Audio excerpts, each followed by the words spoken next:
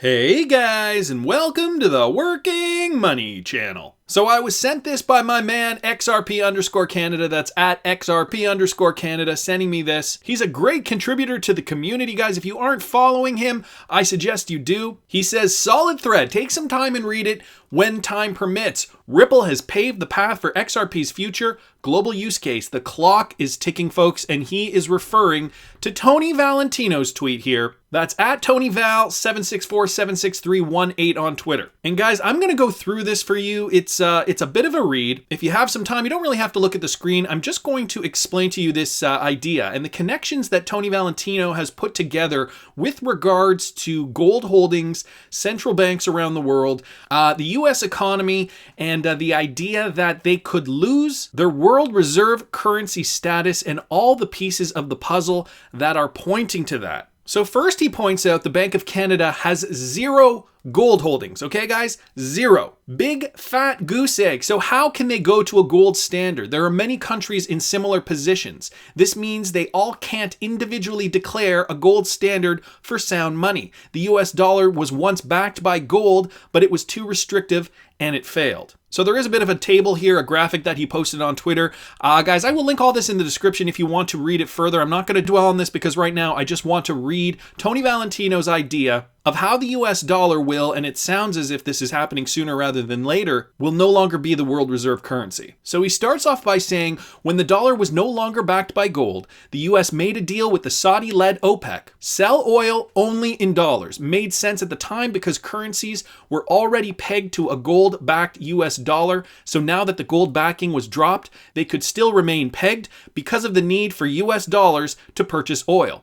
Being pegged to the USD meant that whatever happens to the US economy affects everyone, as we see today with the trade war, right? So depending on what country you live in, if it is not the United States, which I know a lot of you guys are from the US, but if you do not live in the United States, your economy is likely suffering because of this US-China trade war. Or maybe not suffering, like dramatically suffering or anything like that, but it is being affected by it in the least. So he continues by saying, also, since the US dollar was both a sovereign currency and the global reserve, this meant that the US had an advantage over other nations. The demand for the US dollar was strong.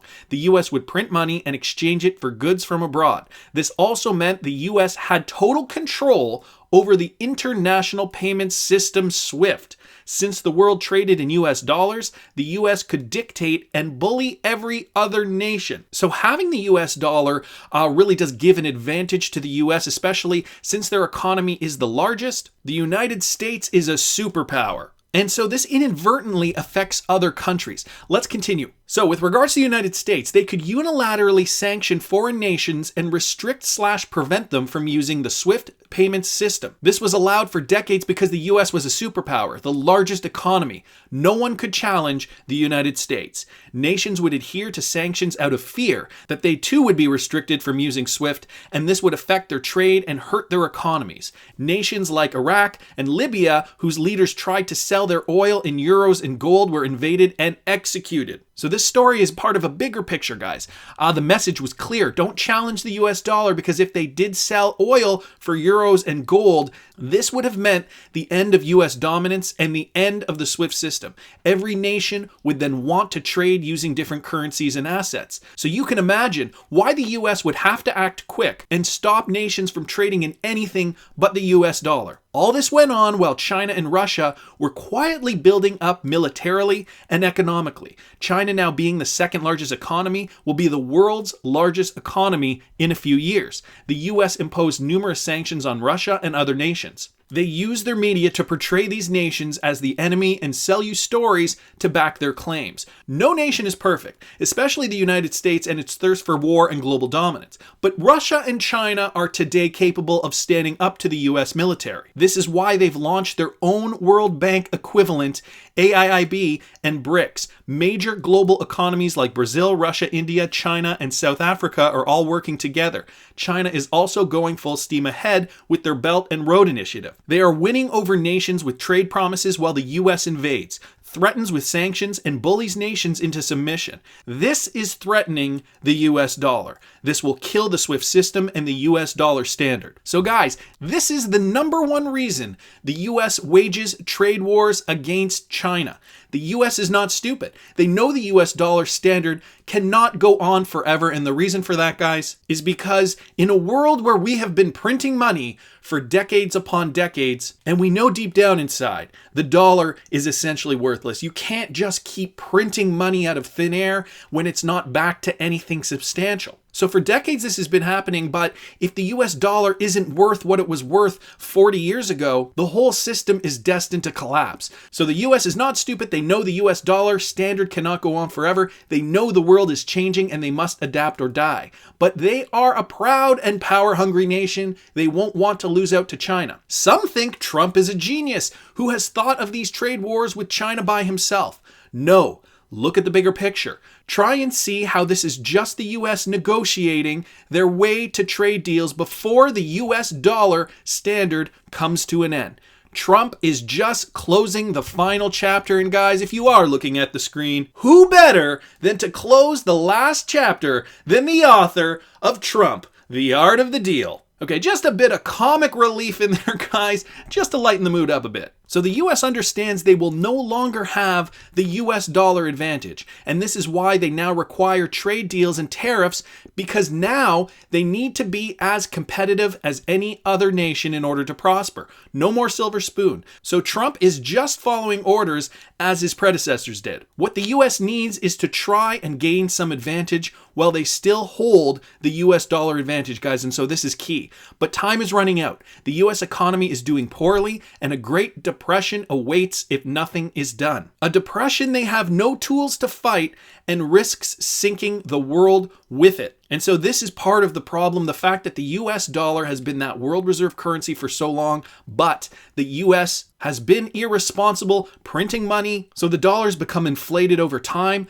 $1 can purchase a heck of a lot less today than it used to. And when you think of that on a global scale, and when all other countries' economies are depending on this, the problem will eventually boil over, and this could seriously cause a global economic disaster. So remember that the world has their currencies pegged to the US dollar. If the US sinks, it's taking the world with it. What we see today is there are major problems. This is causing money to flow out of other currencies and into the US dollar and bonds for safety. This is crashing the value of global currencies. This means those nations are experiencing inflations they can't control because to trade, they need expensive dollars. They risk further destabilizing the world, which is already in turmoil. The United Nations saw this back in 2008. The UN called for a new world currency to replace the US dollar. They understood what was coming. The UN called for a new world currency that would replace the US dollar. And for those of you guys looking at the screen, I think this image is fairly familiar by now from the Economist article in 1988, predicting to get ready for a new world currency. Let me get back to this. They understood what was coming. Some say the UN knows what's coming because of what comes next. Some say after the US global domination ends, the world will submit to the United Nations. This will be the new world order. All nations under one umbrella organization. Centralized power. The UN will be the next superpower. Every nation's laws will be decided at the UN. The puppet government structures will remain, but they will be answerable to the UN. This will be another topic for another day, says Tony Valentino. So what the world has been asking for all this while is to be able to trade using whatever currency or asset they wish. This means democratizing the payment system. This would render SWIFT invalid unless they adapt. In parentheses, R3 Corda? Exactly. This will eventually make the UN the new bully on the block, and nations will get to decide who not to trade with if they step out of line. Again, centralized powers will come to play, another topic for another day. Now, I want to ask you which company is being called the SWIFT killer? Which company has been positioning a digital asset to become the global reserve digital asset? Which company is working with the banks and governments? Which company has their tech integrated with leading banking and payment software providers to allow a flip of the switch, ease of access? There are roughly 2,000 cryptocurrencies, folks. If you said Ripple and XRP, you are dead right. This is no accident or speculation. This is fact, guys. And this is, by the way, Tony Valentino's words, not mine.